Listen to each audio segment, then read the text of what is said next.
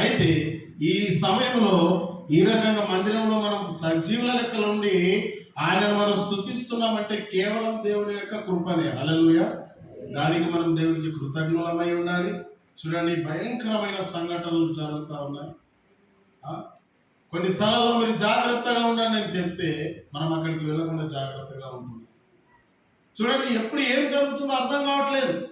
అయ్యో నేను క్షేమంగా ఉన్నాను, నేను బాగానే ఉన్నాను అనుకుంటున్నాం, కానీ మన స్థలంలోనే ప్రమాదం జరగడానికి సిద్ధమైపోతా ఉంది. ఇటు సమయంలో మనము ఇందాక దేవుని సేవకులు చెప్పిన విధంగా, వాక్యంలో మాట్లాడిన విధంగా మనం ప్రార్థన చేస్తూ ఉండాలి ఎప్పుడు దేవునికి. హల్లెలూయా.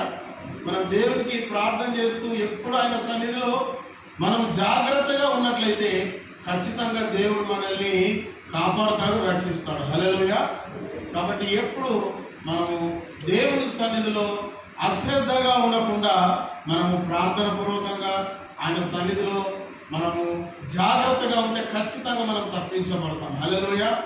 నిర్లక్ష్య జీవితం పనికిరాదు. ఎందుకంటే కాలం బాగాలేదు, రోజులు బాగాలేదు, నాకేం జరగదులే అని అనుకోకుండా ఒక దేవుని నమ్మిన బిడ్డగా, క్రైస్తవుడిగా మన గురించి మనం ప్రార్థన చేస్తూ అనేకుల గురించి మనం అంగలార్చే వారంగా ఉండడానికి ఈ కాలంలో దేవుడు మనల్ని అలా పురికొల్పుతున్నాడు. మనము దేవుని యొక్క వాక్యంలోనికి వెళ్దాం. దేవుని యొక్క వాక్యంలోనికి వెళ్దాము.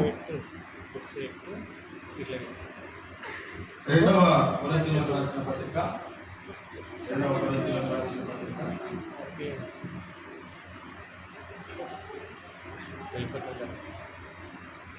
2వ కొరింథీయులకు రాసిన పత్రిక